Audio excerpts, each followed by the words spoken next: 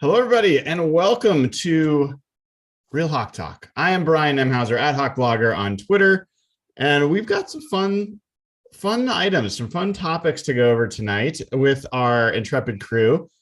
Before I bring them in, let me just remind everybody, it takes just a second to click the like button on the show. We really appreciate it. Click the thumbs up, click subscribe. We're up over 7,000 subscribers and growing. Click the bell to get notified when we go live, and join the community over at patreon.com/hawkblogger. It continues to grow because even when the Seahawks aren't playing well, you want to be around other people that feel your pain and can have the conversation and soothe and make you feel better. And people are coming there in droves. So, and by the way, we gave away 3 tickets to the game last week. Announcing right now, we are going to be giving away 3 free tickets to another patron this week to the upcoming game against the Jacksonville Jaguars. So, it pays to be a patron. You get access to the community. You get to ask questions, which we answer on the show, help support charity, and you get free tickets to stuff. So come on, join up over there, patreon.com/hawkblogger. We will announce the winner of those free tickets in the next couple of days. Are those tickets a reward or a punishment? Hey now. Okay, you're right. That was too negative to start us out. You're right. That is just I retract that statement. I retract it. Arizona is baking your brain, so you gotta get some shade. I know it was like 57 or something or 60 something. Yeah, we had a real blizzard this week. It's not going great right now. Everyone knows that smart ass voice. That is Evan Hill at Evan Hill HB on Twitter. Welcome, Evan. Dayna at Dayna OG on Twitter, Dayna O'Gorman. Your hair looks lovely tonight. Now, I say that to you because I looked at Evan's hair is actually looking pretty lovely tonight. And I think the two of you together are really putting on a show for the audience. So actually, I wanted to compliment you on this, Dayna. Oh Lord. I don't know. No, I'm being 100% genuine. You have a new profile picture on Twitter or something, and it is awesome. You look gorgeous. I'm serious. Oh my God. It was just a joke from yesterday's Our Turf Football podcast because I'm kicking everyone's ass in fantasy football over there. I was like, did she redo her hair or change something or just straighten? I had a crown on. That makes all the difference. Okay. Now, speaking of hair, we've got to bring in the 4th member of our crew, Nathan Ernst at Nathan E11 on Twitter. Are you here to tell me that your hair is not red? It is not. My beard is red. He's a liar. But so when I was a kid, I was a towhead. I was blonde as heck. Okay. Now that I'm old, I have like dark brown hair. But yeah, no, I never knew, like I'd never had red hair, and then I was like, I'm gonna grow a beard, and I was like, holy shit, it's red. Oh wow. Now see, we're gonna have to take your word for it, aren't we? I have pictures. Okay. I'm not putting any pictures from high school on the internet, but I think we might need to see some pictures of you with hair. Like, I don't know, Evan, do you think that that's a requirement? Are there photos of you with hair? Like, oh yeah. You've had hair? Yeah. Like, yeah. It's not alopecia. I choose to shave my head. Although, I mean, at this point, I am very bald. So, what type of hair do you have? Is it like curly? Is it? So that's the thing. People like, joke, oh, haha, you're bald. And like, yeah, I am. My hair sucked. Like I had like super fine hair, and like it would get like, I had to wash it like every day because it would get so oily. Like I don't miss my hair at all. So this is fascinating. Yeah. Riveting. Hey Brian, how's your golf game going? Really well. Is it? Really well. Yeah. I broke 80 for the first time a few weeks ago, and then I did it again less than a week later. And so when you go out and golf, are you usually like, is it solo, twosomes, foursomes? How does that? It's a fascinating question. Nick Ballore seems to have a corner on this approach. I love individual play. Doubles is great, triples, threesomes, foursomes, any of them are fun out on the course. But yeah, does someone want to fill people in? Because that is a part of this show on what's been going on with our lovely Seahawks off the field. Who wants to do the honors? Nobody. Dayna. I nominate you, Dayna. Yeah, I want Dayna to narrate this. All right, so here's the deal. We've all seen DK Metcalf got called out by a model on OnlyFans because apparently he was trying to have a foursome. He called her and told her to come in. Then halfway there, he called her and said, don't bother. She got real pissed, put it on the internet. But the best part of all this, because honestly, nobody cares about DK Metcalf's life. Have a good time, son. You're young. Be silly. Whatever. But Nick Ballore tweeted back to DK, said, I guess it's a bad time to ask you if you want to be our fourth in Chambers Bay next week. I thought I'd asked a teammate, not OnlyFans. But that's been the fun part of it, is that they're really giving him a bad time about it, because truly nobody cares, right? I kind of care. I think it's the most entertaining. You're thing proud that's of him? happened with the Seahawks for a few weeks. And thank God for Nick Ballore. I mean, the guy is a multi-threat. He's the best special teams player. I think he's one of our highest graded offensive players as well. And he takes the piss out of everybody on the team. So how can you not like that guy? Right. Anyway, so Real Hawk Talk is a subsidiary of TMZ now. So yeah. The other news that just broke, not specifically Seahawks related, is JJ Watt being out for the year. I hadn't heard. I mean, I have to admit, I'm not following the other teams as closely as I normally do. Hadn't heard he was even hurt. And then he's out for the year. And that guy was playing. He was a big part of their defense. So, yeah, shoulder injury. Is that what we're hearing? Dayna, Yes. I thought you had the scoop or something. Yes. It's also an audio show, so nodding is not going to work. Sorry. I thought someone else was going to talk. You poor thing. I was going to keep talking. So JJ Watt, they just announced it. He's going to have season-ending shoulder in surgery, but it's really just a 3-month recovery. That's why it's season-ending. Had it happened a couple months ago, he would have been back. But I guess he got injured in the second half of the game last week. I know that this is probably not a popular opinion. I feel terrible for the guy. I think his career has been stunted because he cannot keep his ass on the field. And he's a fantastic guy. He's a fantastic player. But this was the risk with him, right? We all knew that when he was wanting to go to other teams, people were like, oh, you want JJ Watt? I'm like, why, for 4 games?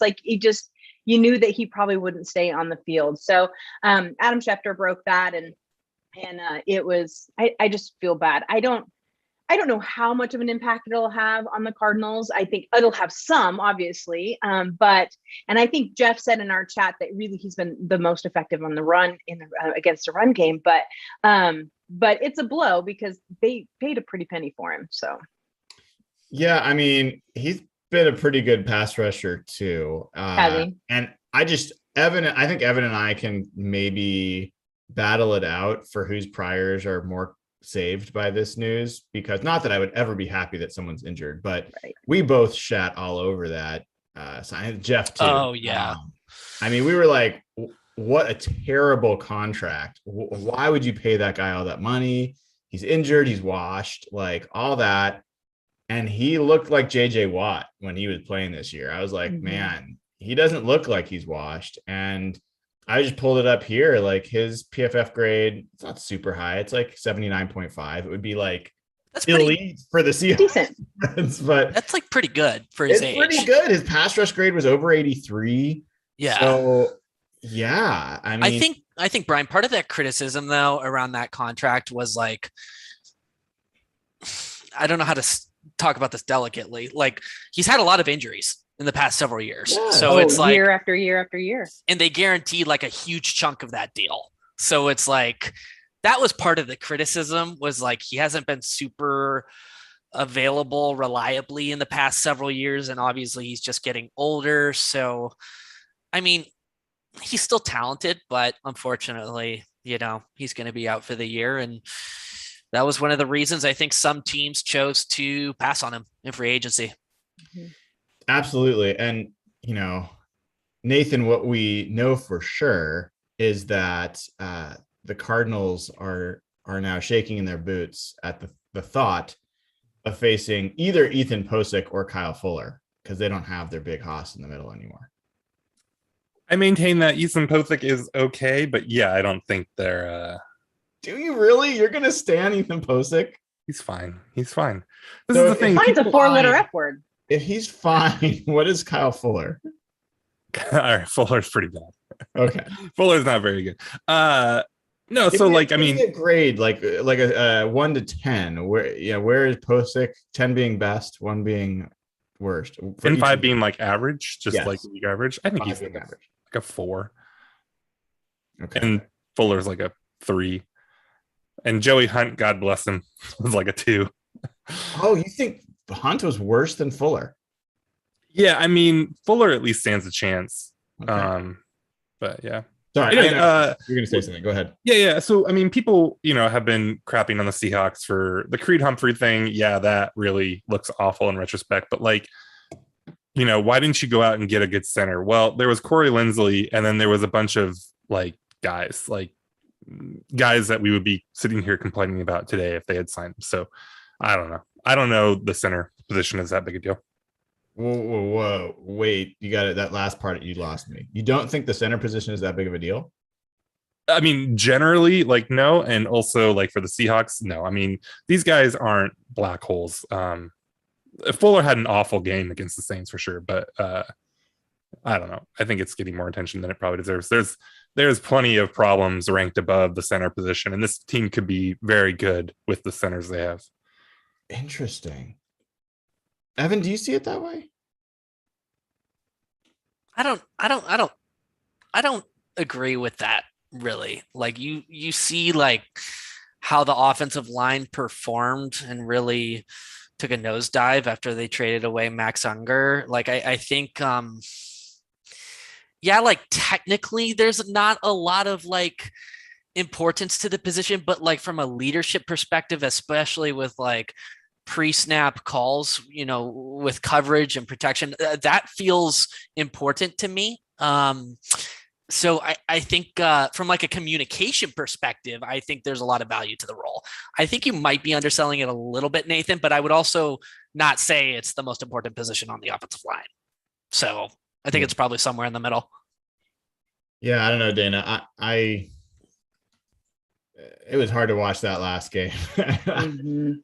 And the center position, we've seen some pretty bad center play over the last I have a vision. 6 years. I have a horrible memory of Joey Hunt just getting yeah, snapping the ball and just falling straight backwards in Santa Clara last year. yeah. Do you guys remember that? Just straight. Mm-hmm. It wasn't just once. He was like a domino. It was just boom. We've seen Drew Nowak. I know that Nathan's a fan of Patrick Lewis, but Patrick Lewis wasn't very good either. We've seen Kyle Fuller. We've seen Joey Hunt. Ethan Posick at times has been pretty bad. The last time we had a good center, I guess Justin Britt had a Pro Bowl year, right? Mm-hmm. 1 year. That happened. It happened, right? He was really good for 1 year. I'm not sure why he dropped off so late, but he was real solid for a year once they moved him. He was part of Real Thigh Talk for sure. That guy was, he was built from the waist down. Right. I just look, I'm not going to try to sell anyone that the center position is set for a few years, or that they shouldn't try to improve, or that it's good or even average. Right. I just, I think that Fuller had some spectacularly jaw-droppingly bad plays in that game. And I think he's getting some extra blame that probably belongs to Jamarco Jones, to Dwayne Brown. There were problems all up and down the line. And I think Fuller was the most posterized of the bunch. And so he's getting extra ire this week. Yeah, I hear you. I mean, we don't have to spend a ton of time on this more than we already have. I think what I've just seen over time, watching not just this generation of Seahawks, but multiple years, multiple different incarnations, is that it makes just a huge difference if you get just one position solidified with a very good player on the line. Yes, it doesn't make the whole line, but I still go back. I remember when Chris Terry came in at right tackle for the early 2000s Seahawks, and all of a sudden their offense took off. I think that, Max Unger at center was like an epiphany. Like Robbie Tobeck, when he was there, was a really big deal, even though he wasn't like the best player, but he was a solid, reliable, you knew what you were going to get every week kind of player. And the opposite's also true. When you have a guy that's just not a starting quality player and teams can game plan and pick on them every week, it's just really hard to be consistent on offense. So yeah, center is the most protectable position, maybe it should be, maybe in football, right? And so I think I don't think center is a particularly important position generally. Yes, but when you have guards next to them that are hanging on by the skin of their teeth, then you can't protect the center the same way. And I think a lot of centers that you plug into this offense right now with the people around them are going to get exposed in similar ways, because centers aren't great athletes. Go look at their combines, right? Go look at the just height and weight. They're not going to be the best athlete on the line more often than not.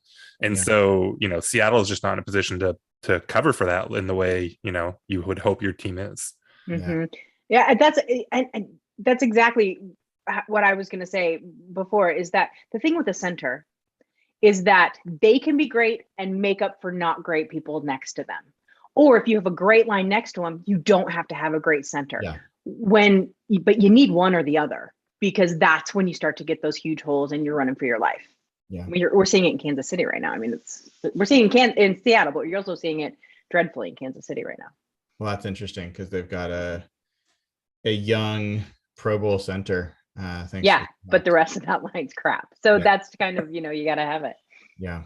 It has been interesting to watch what's been going on with the Chiefs a little bit.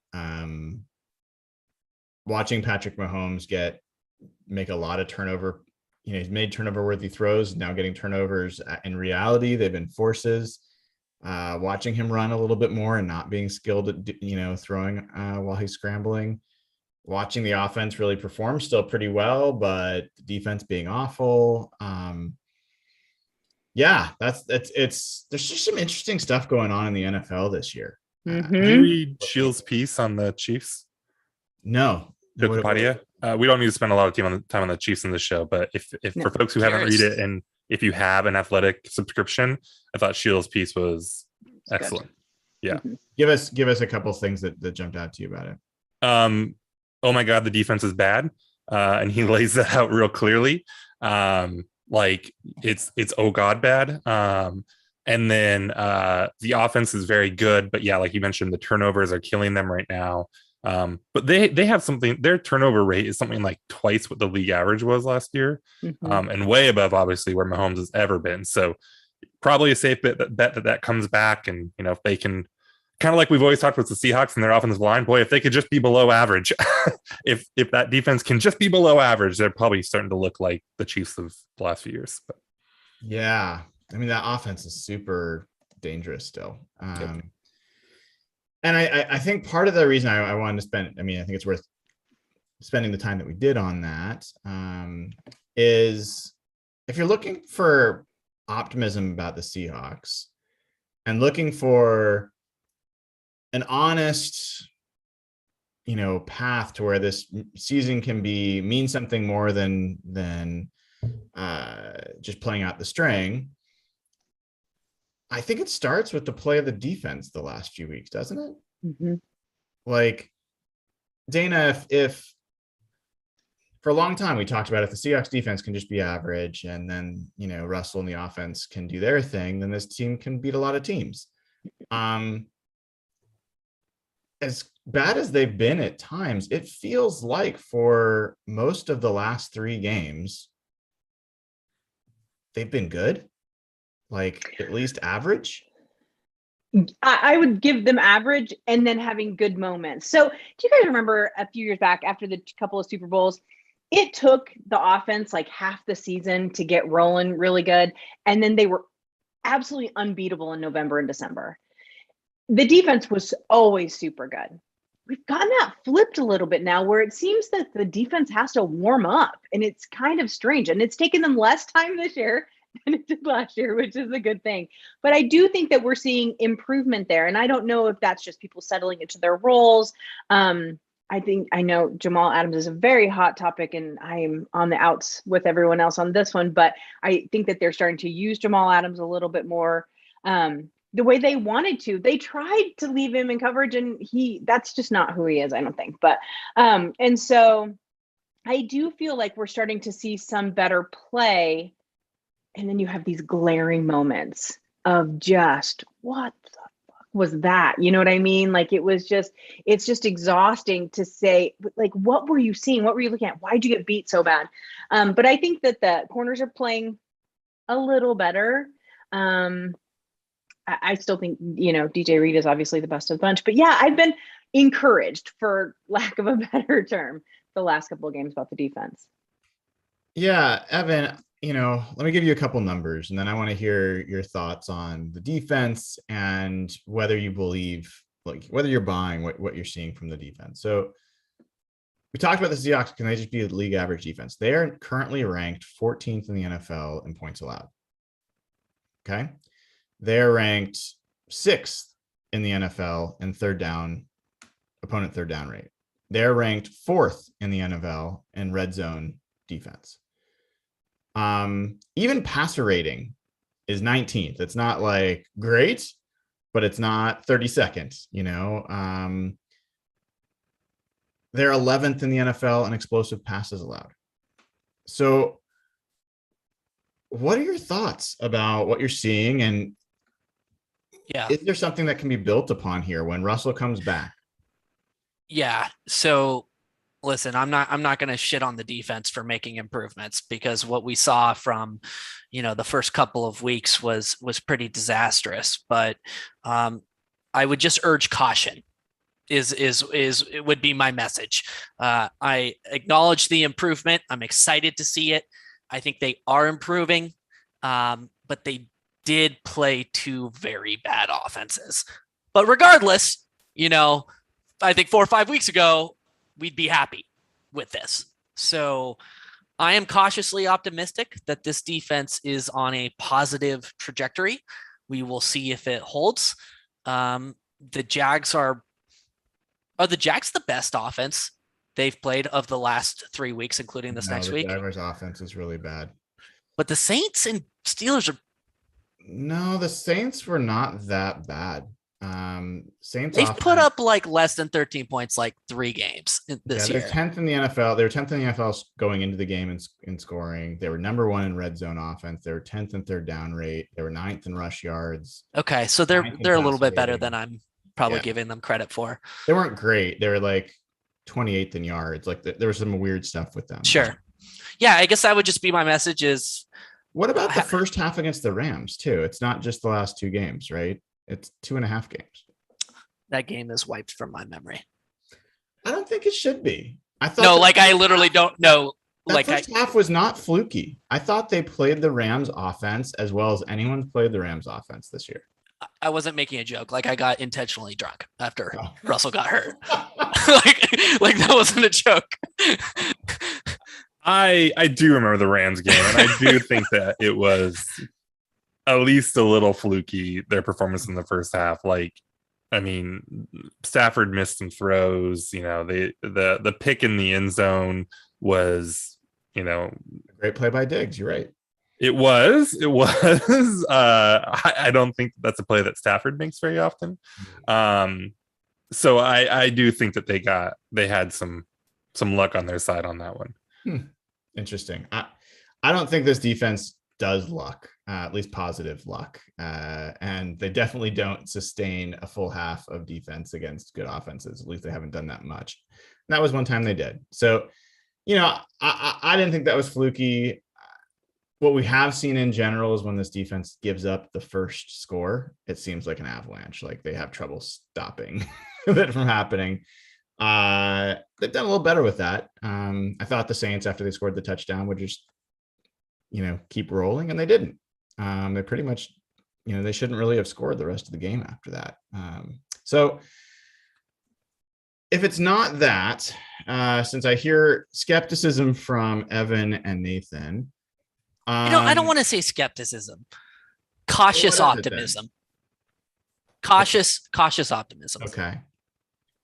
And the thing I'll say for I think there are big caveats in the last few weeks. I mean, the Steelers offense is bad. The Saints offense isn't very good, and they caught them in the rain. I do think that there was some flukiness to the start of that Rams game. But, since the Rams game, the last 2 weeks, we haven't seen the communication issues, the major breakdowns. There's things that you can go and point to in these games where maybe they got lucky to have not given up a big play here or there or whatever, but they don't look as out of sorts as they were before. And, once you get Russ back, if you can get the offense playing the way it's supposed to be playing, right, just the way we've seen it play in the past, I'm not even projecting any improvement or anything like that. And you can get the defense playing sound, right, not making huge mistakes. Then I think you have something, right? Then you still look like a pretty good football team. Yeah. So, Dayna, I mean, what's your optimistic perspective on how things can progress? Like, what do you imagine when you look in your mind's eye of okay, if things really go the right way, what does it look like for defense or for the whole team? For the whole team. Well, I think that question hinges on how quickly Russell Wilson comes back. I mean, we've seen Geno Smith. We know what Geno Smith is, and everyone knows what Geno Smith is. And so I don't think as long as he is under center that there's much optimism to be had. And I'm not trying to be disrespectful to him. It's just that he's not a starting quarterback. That's not who he is. Russ comes back for Green Bay, probably still going to lose that game. Not going to lie. Right now, I think that Russ would absolutely kill himself to get it, but it's iffy whether he even comes back for that. But if you look at the rest of the schedule, other than the Cardinals, I mean, they play Washington, we play 49ers again, which we've already seen them beat. They play the Texans, which everyone should go to that game because there's going to be a bunch of us there. And they play the Rams again, but then they have the Bears and the Lions, right? There's some serious opportunity there. And so I think that if the defense can start to turn into the defense of the second half of last year, which again, I'm cautiously optimistic too, like Evan. I think that we've seen that improvement. We need to see even more improvement the next game and then kind of let it snowball that. But I think that there's a good chance. Seattle would definitely need some help from some other teams, but I still think that there's a pretty good, not a pretty good chance, a chance that they could make the playoffs. And with Russ being gone for as long as it was and as badly they played beginning of the season, and when he was gone, that would be a pretty big feat at that point. Can I just jump on the defense thing Please for a second? Assuming Russell's back, the Packers game is a pretty good test. That's a really good football team, a really good offense. I don't think anybody expects us to hold them to 13 points or anything like that, but it might be a barometer or sort of like a metric data point to see how this defense is progressing in 3 weeks from now. And I think that the Thursday night game against the Cardinals will give us a really good idea how they play. And now we've seen how Green Bay plays, but they haven't. They would have to go in against the Cardinals, who are looking really pretty good this year. And if they kind of, as much as we might like it, completely annihilate the Cardinals, right, the game is done. Right at that point, I would have no hope for Green Bay if they annihilate the Cardinals. Yeah, because the Cardinals have been such a strong team, and they have come back and win. And so I think if Green Bay goes in and makes a huge, Green Bay goes in and annihilates the Cardinals. I apologize. I said this Thursday game. I'm sorry. I should have said Green Bay. Green Bay goes in, then I'd be like, okay, well, let's just write that one off and we'll go play the Texans and make ourselves feel better at that point. But I mean, here's the thing about that Packers game. At the start of the season, when we were all much more optimistic about this team, 6 of us picked them to lose that game. Only Evan picked them to win, right?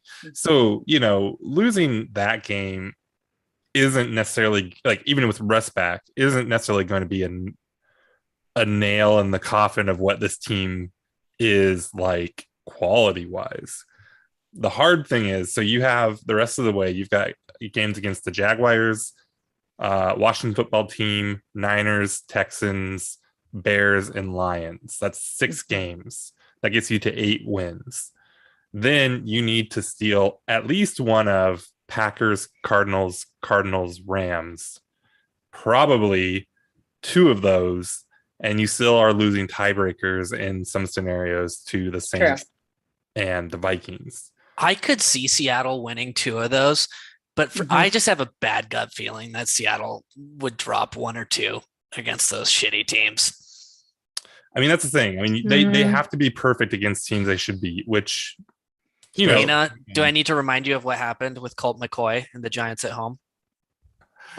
Oh, for God's sake, get over yourself on that one. It's a new season. Brush it off, Evan. Brush it off. I'm just saying crazy shit happens. We're not talking about the Cowboys. We're not talking about that. No, Cowboys, I get it. Right. I know. He's right to say that, like, I agree. Even the team, when it's playing well, which it was they won almost every game the second half of last season, except for that one, which is it's totally fair. I get what you're saying, but I think because of the position they're in, I think that they would fight harder. It would be less likely in my mind that they would play down to their competition at any point because of where they're at. I do like the backs against the wall element. I will say that. There's a flip side of that, though. I mean, what I've been watching for the last few weeks, and I've been pretty impressed to not see it. I think it says a lot about the coaching staff that we haven't, is defense, especially rushing defense, is a lot about heart and will and effort. And one of the first places you see teams start to give up on their season is in run defense. And after the first half against the Steelers, when they're 14-0, I fully expected to just see less effort from the defense in the second half. And we got the opposite. Like, they played really, really well in the second half. They played a complete game against the Saints for the most part. There wasn't a lot to complain about from a defensive standpoint. So I guess my point is, like, if things aren't going well against Jacksonville, let's say they lose 10-3 to the Jaguars, then it starts to becomes pretty hard to get up and put your body on the line play after play after play on the defensive side of the ball. And things can snowball pretty fast. The bye week is really well timed here. If they get rest back for that Green Bay game, that gives them a boost. So yeah, I think even a heartbreaking loss to the Jaguars, I think there's still hope that they can pull it back. But yeah, I mean, at some point, this team is going to realize, like, what position they're in, or, and then we'll see. Yeah. So with that in mind, are you guys buyers or sellers at the trade deadline? And Evan, I'm going to start with you. Is it next Tuesday? Is that what it is? Or Wednesday? I will let you know. NFL, I think it's like sometime next week. I think it's next Tuesday. I think it's like Tuesday at 3 or 4 or something. Yeah. November 2nd at 4 p.m. 1 p.m. Yeah. I'm not really convinced they need, this is a lame answer, but I'm not convinced they need to fully go either way. So you don't want them to make any move? They should make some moves. They should trade away Rashad Penny, LJ Collier, guys who just, like, you can get scraps for. But I'm trying to think of one player that I'd really like them to explore a potential trade for. It doesn't have to be a player. What's a position that you're like, yeah, go real? Here's the thing, though, Brian. I don't think they're a position away, or like 1 player or 2 players or 3 players away from competing for a Super Bowl this year. So it's like, why leverage future capital, to not buy any hope for this year? I don't know. I just don't think. I'd be disappointed if they made some big time move trading for somebody thinking that they're only a piece or 2 away. I just don't think they are. Okay. So what I'm hearing from that is you'd be most disappointed if they made a trade to acquire a big player with significant capital, basically. Okay. But kind of wishy-washy about whether you're buy or sell. You're kind of in the middle. Yeah, I just don't think there's a real strong argument that they should.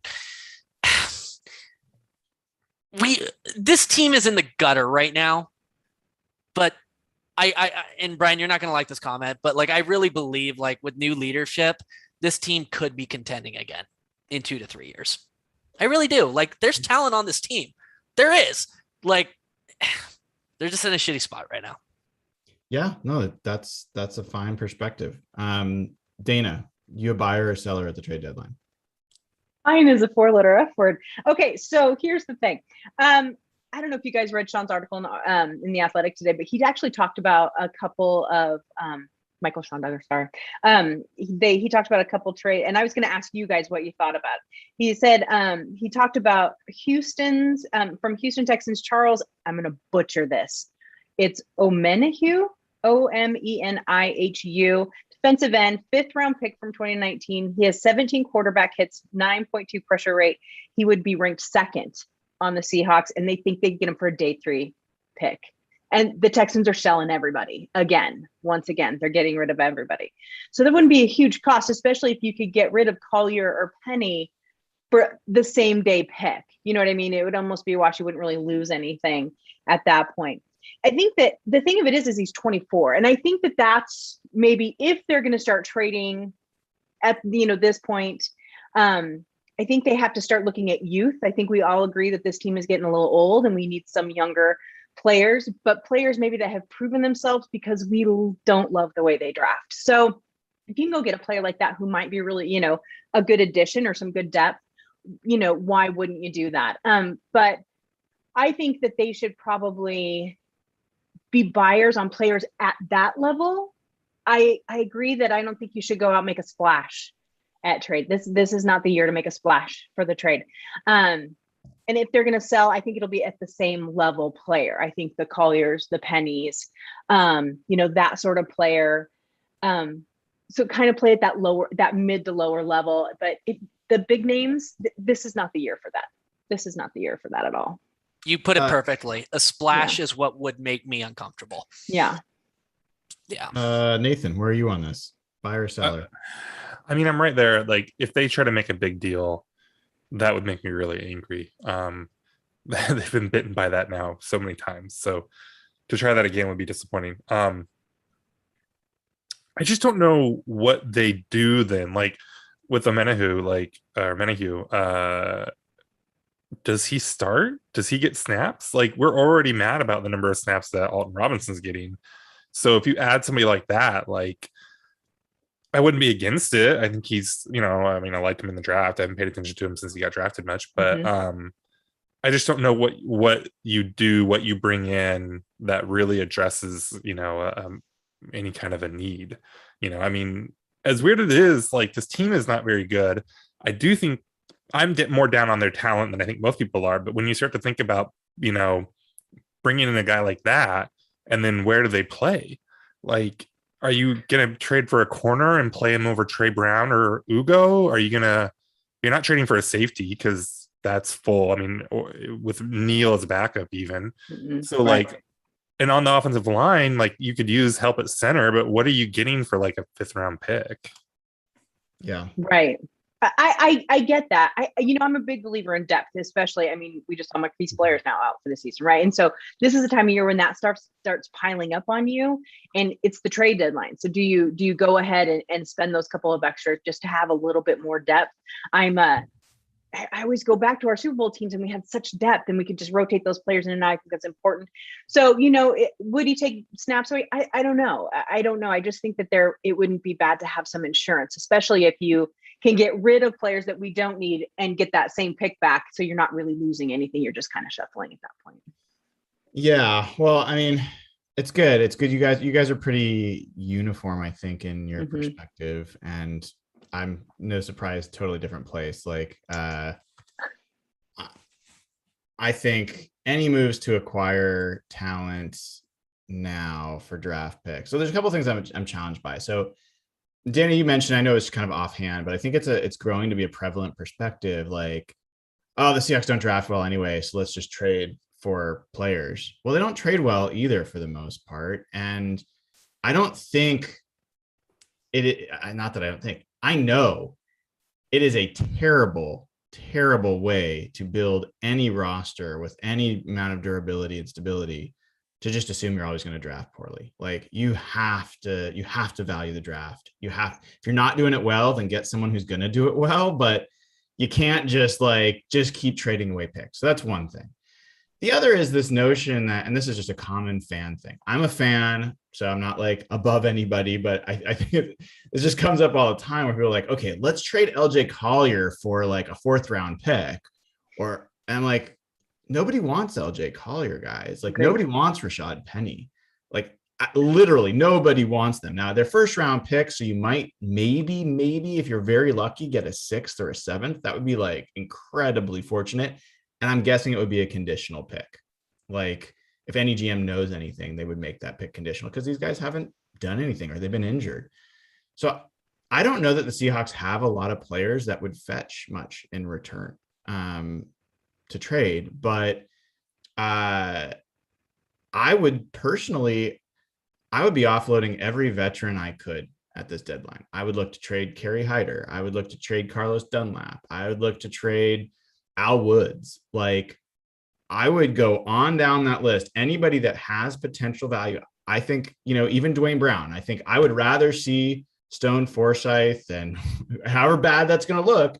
I would rather see some of those young players and know what they're going to look like the rest of the season than stick with guys that look, even the most optimistic scenarios we're going through, maybe you sneak into the last wild card spot, and I don't think you do anything in the playoffs. So I don't think that helps. And then a lot of these guys are potentially not part of your next year or future years, and they're taking up cap space. Some of them, like Dunlap.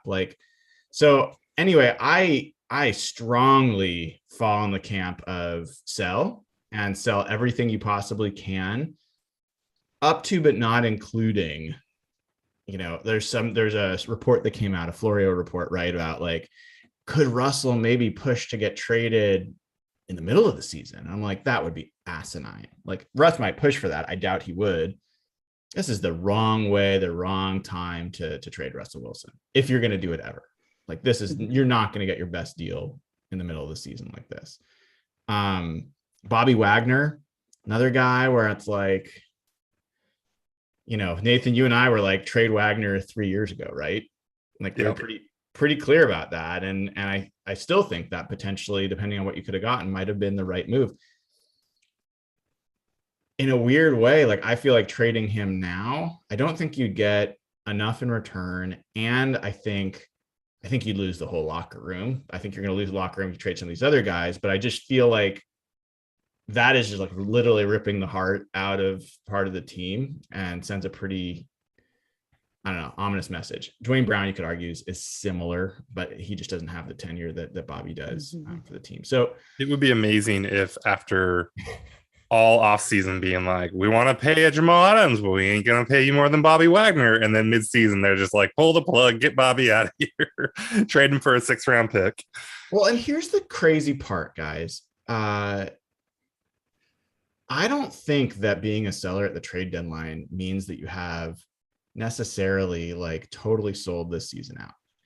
I've seen times where you want to get rid of our entire defense and you don't think that's selling the team out? I don't know that it would. Carlos Dunlap, what has he done for you? And what, I guess my point is there's been times I've seen where young players that were blocked by older players getting their opportunity to start full time end up actually being an improvement and end up bringing energy and playmaking that the other players weren't. And coaches get really attached to older players and veterans because they trust them to do things assignment correct and all those things. So the power structure here, though, just doesn't like. John's not trading Dunlap out from under Pete. And so, the idea, like, if this was a more equitable GM coach thing or a more traditional GM coach thing, then yeah, maybe, right? You could trade him out from under him and just force him to play the younger guys. But Pete's just not going to let it happen, right? If Pete was raring to go on Alton Robinson and some of these younger guys, he would just be playing them. Mm-hmm.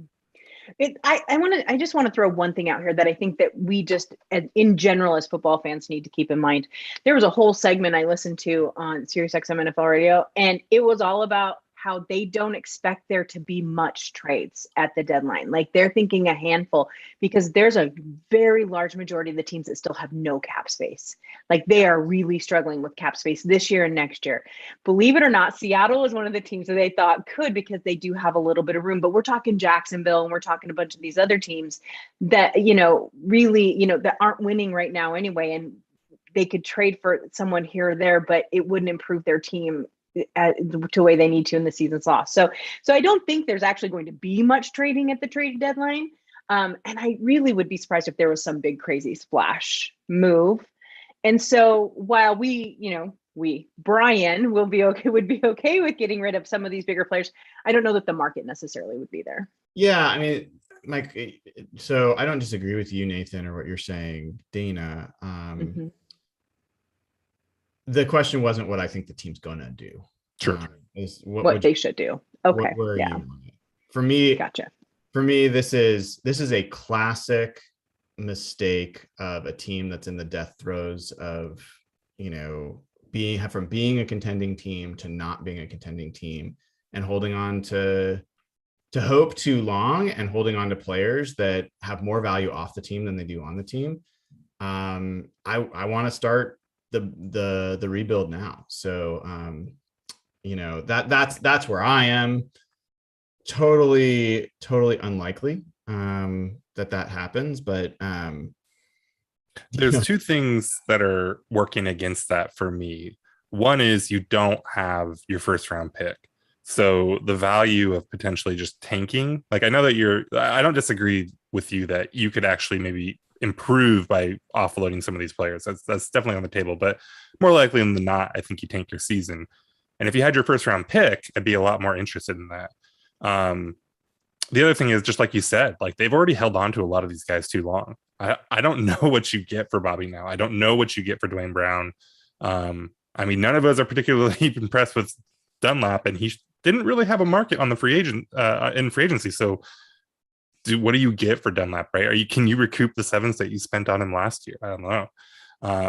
So I think that's the other thing is too, there's just no guy that you're going to sell and really get anything of much interest back. Yeah, I agree. I don't know that you're going to, I don't know if I agree on Dwayne Brown. I think that a left tackle that still has, for a contending team, has real value always. Not first round pick value, but could he net a third round pick? I don't think that's totally unrealistic.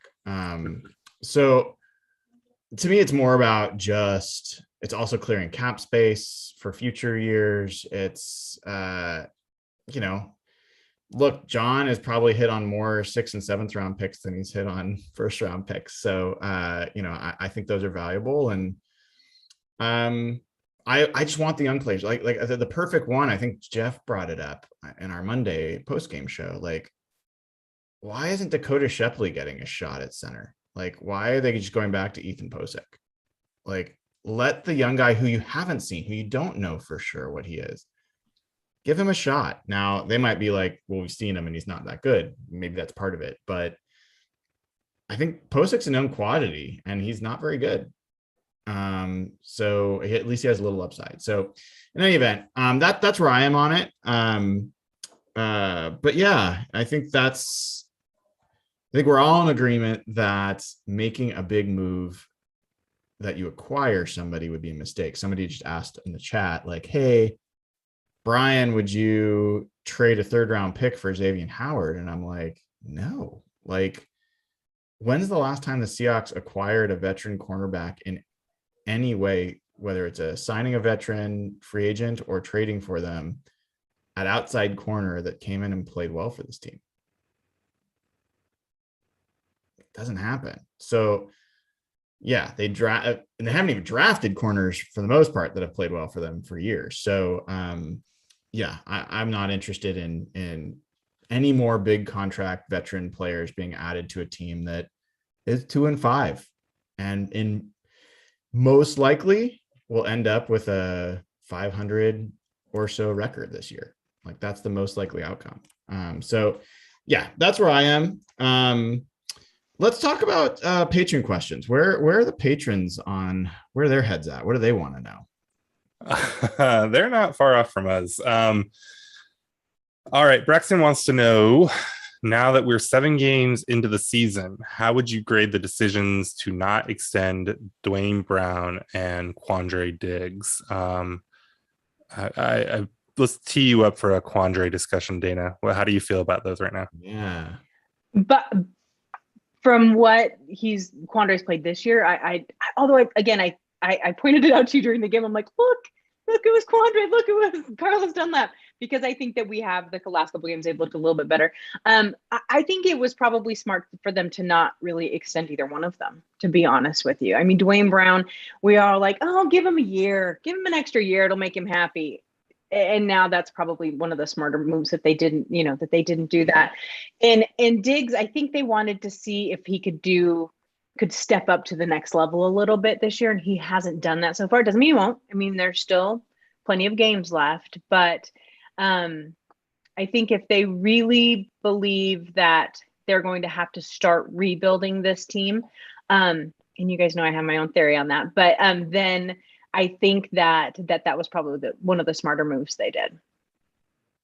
Remind me, I do want to come back. You said there's some things you agreed with us about. I want to come back to that after we do the Patreon questions. Okay. You got it. Yes. Okay, then we got 3 in a row that are all basically the same question, just variations. One from Nick Mortensen, one from Will L, one from DJ Burnett. Nick wants to know Russ, Pete, John, Norton, Waldron. How many of the 5 come back next year? Will wants to know what % chance you give Pete of walking away. And DJ wants to know, hypothetically, if Pete were to retire, do we think Russ would stay if he got to influence the hire of a next head coach? I think let's just go around and answer the Russ, Pete, John, Norton, Waldron question. Of who's back next year? Evan, Russ, Pete, John, Norton, Waldron. Which ones are back next year? Not who you want back, but who you totally predict who is going to be back. Yes. Let me start off by saying there's a 0% chance all 5 of those guys are back next year. Agreed. I agree. Together. 0%. 0%. 0%. Okay. Chloe. Let's be realistic. Okay, I'll be more realistic. 5%. Okay. 5% chance because I don't know for certain. I'm going to leave it at that. That's how I feel.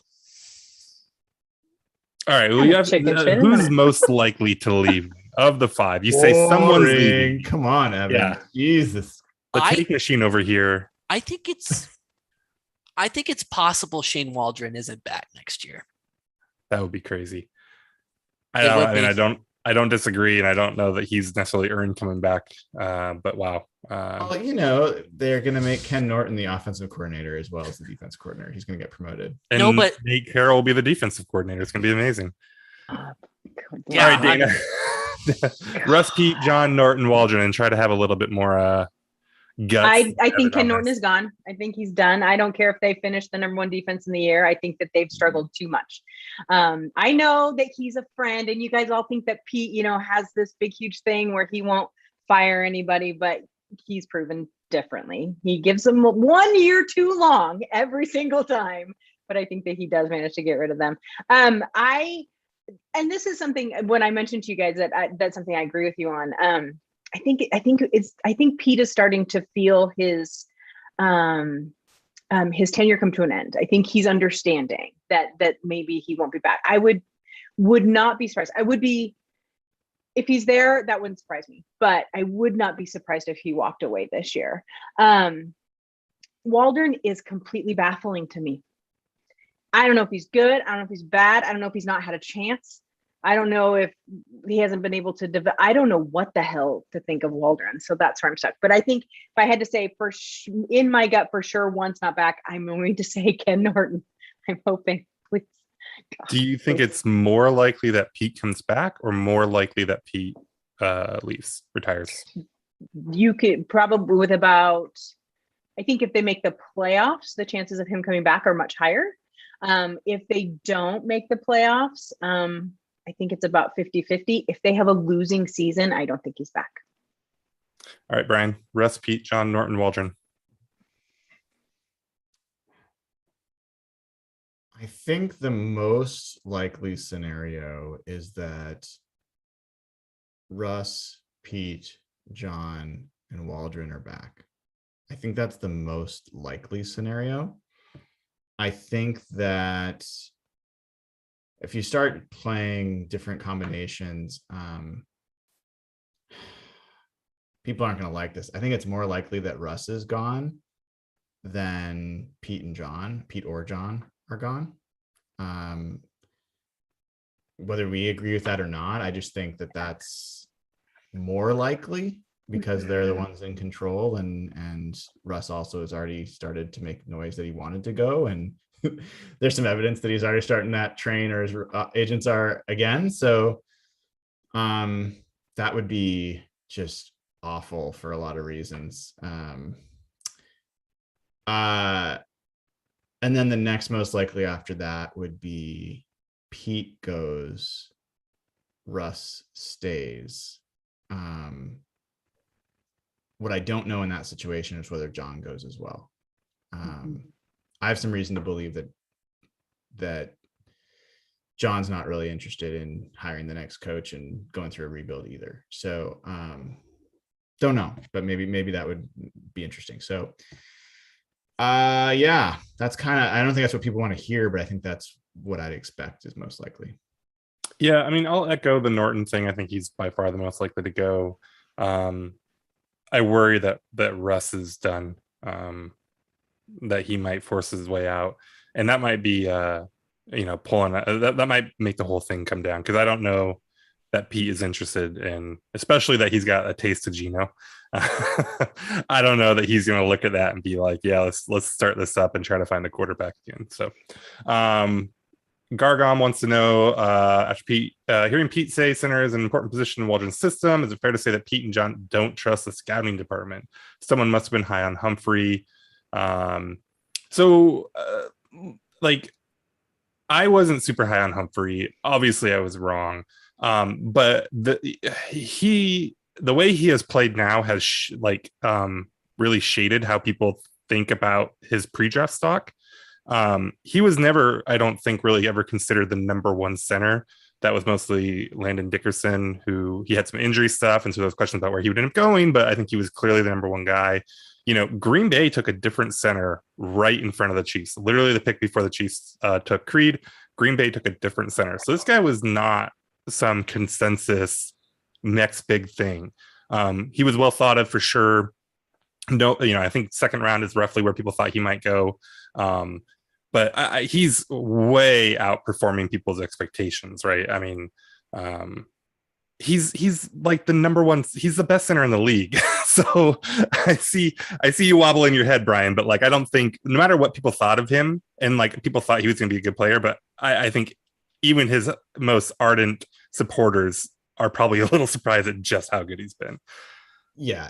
I was just wobbling my head because the way I thought you were kind of building it up is that he kind of came out of nowhere. I don't think that's the case. He was, when the Seahawks were picking, even before the second round started, he was at the top of the lists of players still available. That how is this guy? People thought he was going to win the first round early. There was some opinion of him being pretty high. But yes, I agree. There's no way anyone was like, yeah, he's going to be the best center in the league, as soon as he started. You were not alone in saying, hey, wow, why did they pass on this guy, right? Yeah. But the flip side of it is he is also just he's been amazing this year. And that's a little I don't think we need to start. A lot of the other centers haven't. That's the silent part.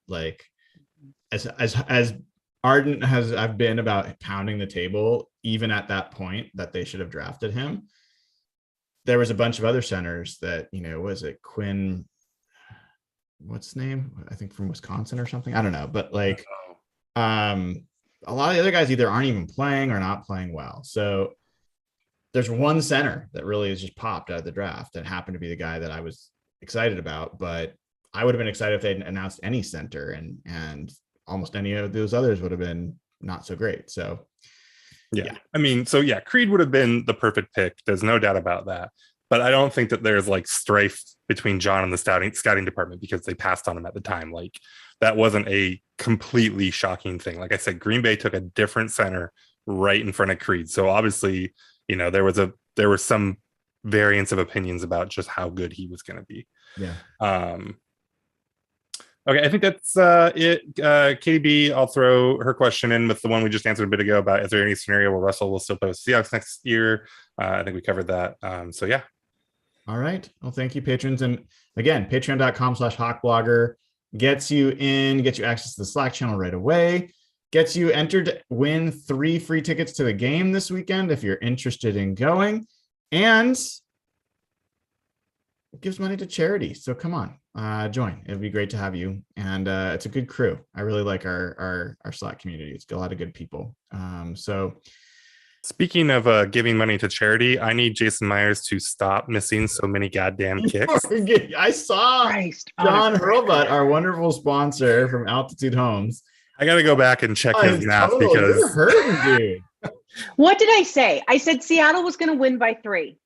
Guess what? Had that asshat made both of those field goals, we would have won by 3. You would have saved me a couple bucks too. Holy crap. Does your wife know what you did? She doesn't know what the number is right now, no, but she is conceptually aware of the, yeah. Sounds like. Are you done defending him all the time, Evan? Are you done? Y'all were just really quiet for like a year and a half when nothing went wrong. Evan, are you finally done with the content? Are you giving up the content? It's never been about the content. It's never been about the content. It's disappointing. Jason Myers, he's just like a streaky kicker. Like I feel like he gets in his head, but you know what? It is what it is. Bad kickers. They're bad. Yeah. Unemployed. Yeah. Well, he's clearly employed by a certain franchise. So for a nice chunk for of long. All right. So it's 9:00. We have not talked about the Jacksonville game at all, and I think we need to spend a few minutes on that. So I did my tail of the tape as I do every Wednesday. Hawkblogger.com. You want to check it out. And I never really weigh in on games until I've had a chance to look at the teams. I have to admit, I went into that fully expecting to say the Seahawks are going to lose this game. And I looked at Jacksonville, and it's like, it can happen because I think the Jaguars have the better quarterback in this game. I think pretty clearly they have the better quarterback. But the Jaguars are really bad. Like, they're really bad. They just got their first win at home against Miami, and they're coming off a bye week. So those are all the most positive things about the Jaguars, but they're 27th in the NFL in scoring. They are, 30th in turnovers. They don't get explosive passes. Lawrence is 29th in the NFL in passer rating. Their defense is worse. They're 26th in points allowed, 30th in yards allowed, 31st in yards per play. The only thing they do well on defense is defend the run, which again, you can see the Seahawks are banging their head against a wall. They're 5th in the NFL in yards per rush. So, and number 1 in the NFL in limiting explosive rushing plays. So I don't know, guys. I look at this game and think if the Seahawks defense plays the way it's been playing, the Seahawks probably should win this game. And I don't say that lightly. So I'm curious, Evan, where are you on this game? What are your thoughts about the Jacksonville team and the game? Yeah, my biggest concern is I've actually been watching almost every Jags game, believe it or not, because I've been so interested in Lawrence, but he seems to be making some material progress in the past several weeks. Weeks 1 through 3, I want to say he had 9 or 10 turnovers. And since then he's only had 2. His completion percentage is up 15%. His quarterback rating went from 33rd in the NFL. Don't know how that happens. There's clearly some Geno Smith, to 20th in the NFL. So he's been improving, over the first 7 weeks of the season, but yeah, they're not a good football team. it's kind of a test for this defense, to be quite honest with you. That's embarrassing that we even have to say that, but he's only played 7 games this year, but Trevor really struggles when he gets under pressure. And if Seattle can somehow generate a pass rush, which they haven't done much of this year, then maybe Seattle could win easily, but it's probably going to be a low scoring defensive game. All right, I got to ask you guys a quick trivia question. I'm sorry. I know you guys are probably ready to wrap up soon, but who are the top 2 ranked players on the Seahawks defense via Pro Football Focus? I bet Diggs is one of them. You would be incorrect. Really? Okay. He's not even in the top 10. Darrell Taylor. Incorrect. Oh. Poona Ford. Number 1 ranked Seahawks defender is Poona Ford. Oh! And his grade is 76.5. It's not good for your top grade. We'd be happy for Poona, because it's Poona for that number. Number 2. Anyone want to guess? Number 2 ranked Seahawks defender. Alton Robinson. Good guess, but no, he is 7th. Al. Who'd you say? Al Woods. Ding, ding, ding. Al Woods is 76.2. He's basically identical to Poona Ford. So your top 2 ranked defenders are your defensive tackles. Bobby is 3. You will never guess who number 4 is. Jamal. No. DJ Reed. DJ Reed, no. Evan, you're distracted. No, he's looking it up on his phone. It is Carlos Dunlap. Oh my God. He's been there, guys. He's just not sparkling. Well, yeah, his pass rush is pretty bad, but his overall grade is 70.8. He's defended the run pretty well. Been awesome in coverage, dropping him back a bunch. Not so much. No? How many defenders? So how many defenders across the board does Seattle have above a 70 overall grade? 4. Interesting. Yep. Darrell Taylor's just under, but yes. Okay. What is he rated? What is he rated? He is 69. Nice. Yeah. Damn it. Brian knew. Yeah, even the Jags defense, as bad as it is, their top rated player is Josh Allen at 85. And they have 5 players over 70. Now, one of them, Jay Tufeli, has only played 13 snaps. So, doesn't really count. But anyway, sorry, I interrupted. I found that fascinating. Al Woods and Poona Ford. You could win some money in trivia on that one. So Dayna, you look at this game. What are you seeing? I see a win. I saw a win last week, except for Jason Myers. So yeah. Here's the thing with Jacksonville. I think there's multiple facets to this game that could make it really interesting, including the fact that it's like a revenge game for half the Seahawks coaching staff that now works for Urban Meyer, right? And then you have Pete not wanting to lose to him. I think that has been talked about a little bit. And I think that this last game is going to have a little bit of pride to Geno. I think that Geno went in last week and he really thought he could win that game.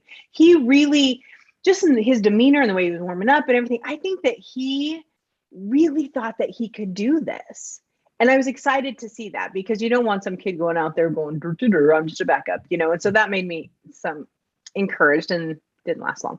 But I think that they can win this game. I think you rushing up with Jamal Adams, I think that will mess with Trevor Lawrence's head just a little bit. I think that that's really important. And I think that they can shake it up, but mostly they've got to figure out how to get Tyler Lockett involved in this game. Like, where the hell has Tyler been? DK's out there starting fistfights with people every single game. I don't know what the hell's wrong with that kid. And then I thought that was a little Marshawn Lattimore last game more than DK. Lattimore looked like he was. You see that one where Marshawn Lattimore is just like this far from me, and he goes, "Ooh," like jumps at him like he's his little brother. Like, it was the stupidest thing I've ever seen. And I'm like, Jesus Christ on a cracker. Like, it was just too much, right? It was just too much. But I just want DK to knock it off for one game, just one. But I've been really surprised at the complete lack of Tyler Lockett. Like, I would like to see him more involved. And I don't want Rashad Penny on the field anymore. Just give Alex Collins the ball. People, that's what I want. So I think that they can win this game. I think that I was looking back over their scores of the other games. I mean, the Texans blew them out. The Broncos, 23-13. The Cardinals beat them 31-19. The Bengals was probably their closest game at 24-21. The Titans blew them out. And the Dolphins, they lost on the field goal. So this is not going to be a hard team to beat for a average football team. And so that's what we need the offense and defense to be, average or slightly above. Got it. Do you have a score? Because I didn't ask Evan for a score. I overshot it last week. I'm not going to lie. Yeah, I think it's going to be 19-24. Seattle. 19-24. Okay. I'm going to go 2013 Jacksonville. You're insane. They haven't beaten anyone. They beat one team and it was by 3 points. I don't want it to happen. Well, actually, I don't know if I kind of do. No, you guys all want the team to lose every single game. Don't lie. There's some ulterior motives at play here. Yeah, I think Jags win this game, 2013. You're just worried about Shaquille Griffin. The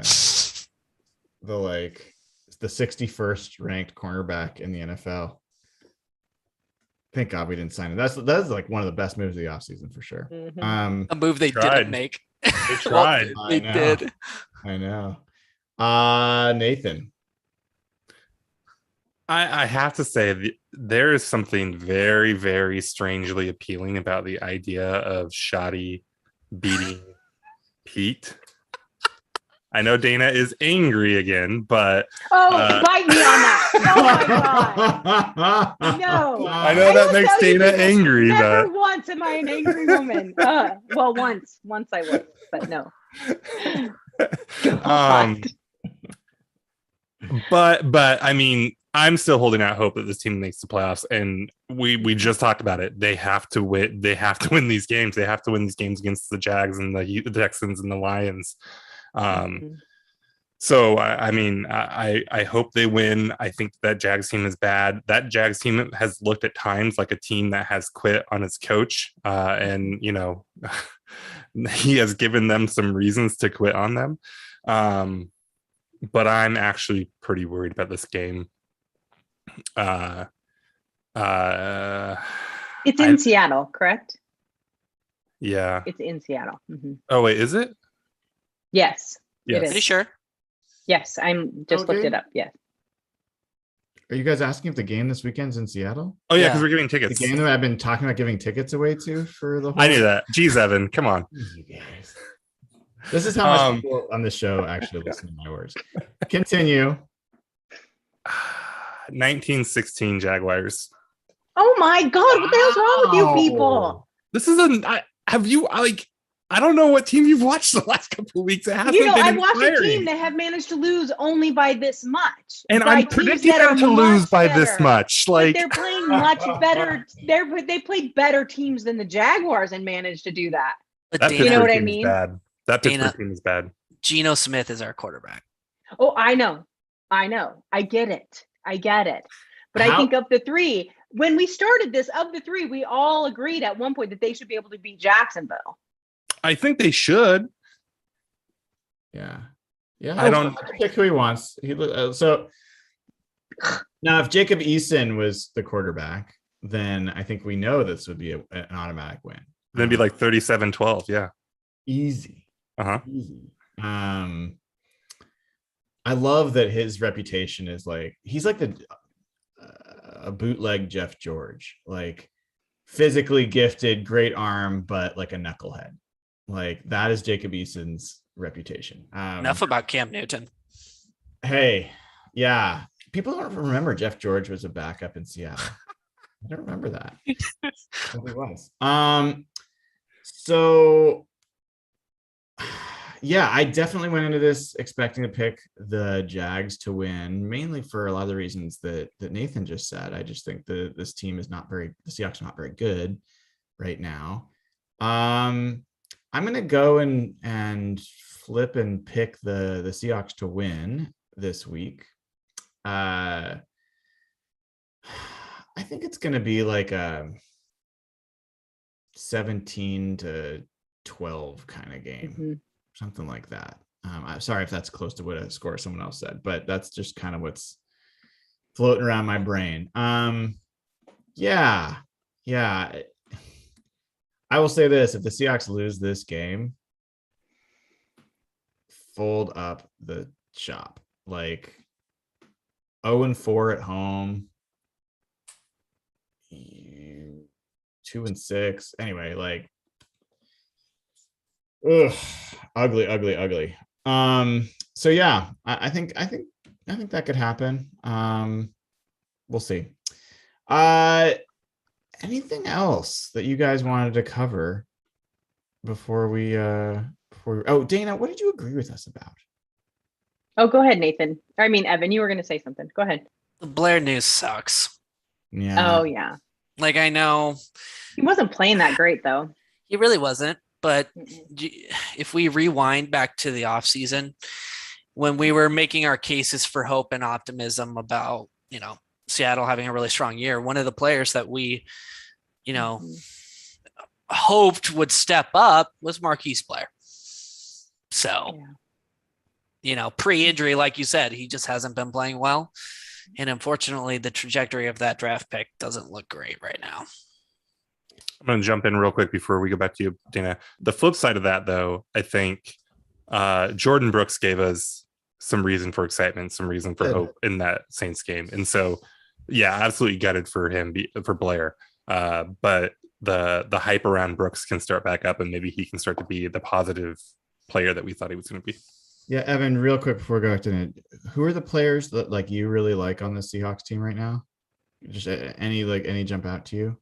Like under the radar players? Yeah, just guys that you're a fan of. Daryl Taylor, Trey Brown. Why do I feel like this is a setup for a joke? Well, I'm just worried. Like anyone you like sucks or gets hurt. Like it's just a bad. Like it used to be like you had to. But like you literally like asked for jerseys of guys that no longer are on the team. I just bought a DK Metcalf jersey. Oh, I'm just kidding. No, I didn't, but I want to. You are foreboding. Should I delay my purchase?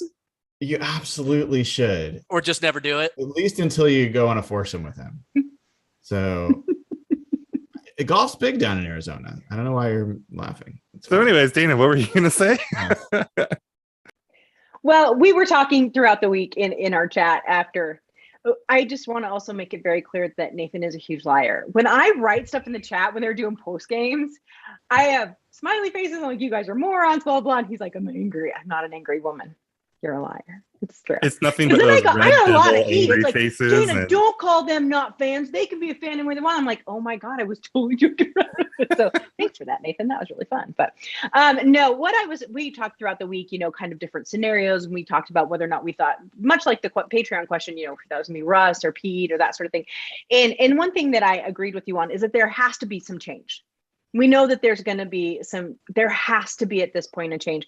And people are like, well, what if they come back and everything's fine? It doesn't matter. This year feels different to me. It feels different because of the off season. It feels different because I think it's because Pete has hit 70. And I'm not saying it's in an ageist sort of way in any way, shape, or form. We know he's still a great coach, but I just feel like he's starting to, kind of feel his age a little bit. I really, truly think, and I said this to you guys, I stand by it. And if Russell Wilson is gone tomorrow, I will still think that this would have been the smart thing to do. You keep Russ, you pay Russ. He is your team. He is the face of your team. He's your franchise quarterback. This reminds me a lot of the Green Bay situation where they kept the quarterback and got rid of the coach. They got rid of McCarthy, right? And then Aaron Rodgers had an input on who came in. And I think that I've had a gut feeling, no insider information at all, just a gut feeling all year that was part of the conversations between Russ and the team in the offseason was if this does not work, what is the next step? So I really think that there's been another conversation. But if you get rid of Russell Wilson, you're going to get rid of a huge chunk of your season ticket holders, and that is financial disaster.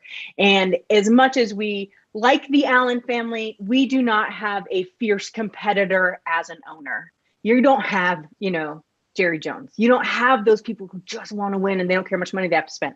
And so I think that while we agree there has to be a big change, I think the biggest difference between especially Brian and I is that I think Russell Wilson is the more important piece that you keep, even though he has more trade value.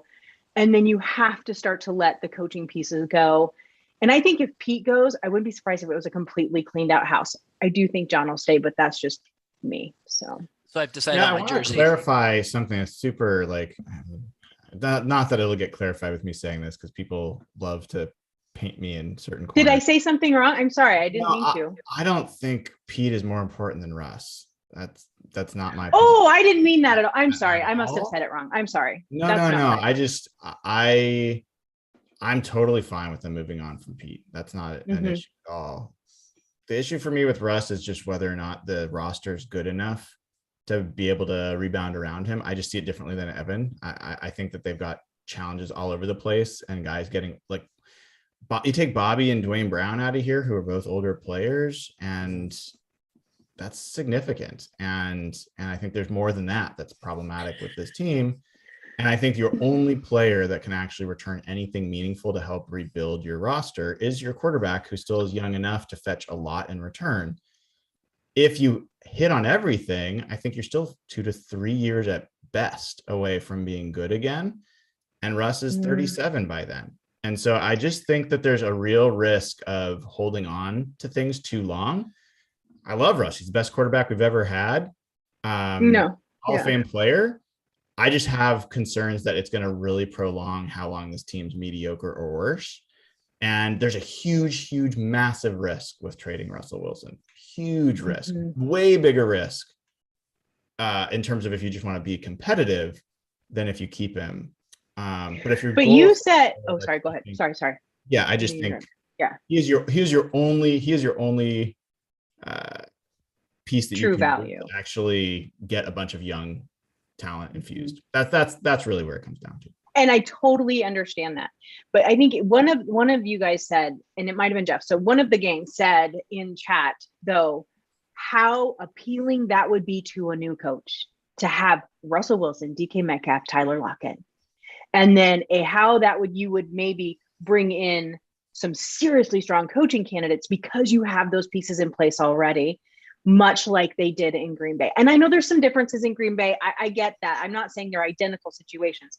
I just feel like because that's my background is so in a PR and in a money situation where you want to keep that fan base engaged, because if you get rid of everybody and your coach, you're going to lose a huge chunk of your fan base. That's just the way it works. Well, don't worry, and folks. That's money. They're not getting rid of Jason Myers. He's not leaving. He's getting an extension. And that's all that Why matters. don't you have a Pete Carroll jersey? I was going to be my joke. You stole my joke. We both read the chat. Yeah. Oh, I think you saw that. I was gonna say something, but I forget what it was. You do have a Schneider jersey, so that he burnt that, right? Didn't she burn that? No, I still got it. Oh. And you wonder why the drafts have been what they've been. Thanks, Evan. Thanks. Evan Hill. No one is shocked to find out that the actual root cause of the Seahawks problem is Evan Hill. I remembered what I was going to say. Okay. There's a lot of issues plaguing this franchise, obviously, across the spectrum. But left tackle is a big fucking problem moving forward. It's not 100% sure that, Dwayne Brown is on this team next year. If Russell's still here, that's a whole separate issue that I think fans need to be thinking about. So yeah. Left tackle, right tackle, center. It's bad. Cornerback. Linebackers, cornerbacks, defensive line. It's not a small list. All right. encouraging, glowing stuff. The whole team fucking sucks. Sorry. I love them still. Yeah. Oh my god. Yeah. Well, hopefully they play well this week and have some highlights. That'd be fun. And Suck, but win. maybe DK will give us more content and enjoyable. What type of content, buddy? On what platform? You know, like I don't know. Thank you all for tuning in. It's been fun and appreciate the conversation as always. You know what to do. Click the like. It takes a second. We really appreciate it. It helps the show grow and helps the community grow. Click the bell to get notified when we go live. Click subscribe to the channel and go over to patreon.com/hawkblogger to get access to the Slack community immediately and get entered to potentially get free tickets, 3 free tickets to the game this weekend against the Jaguars. We would love to have you, love to get you to go. We gave them to Isaiah this past week. He got to take his dad, who was in town, and they had a great time, even though the game didn't go really as well as we had hoped. So, all right. Take care, everybody. Go Hawks.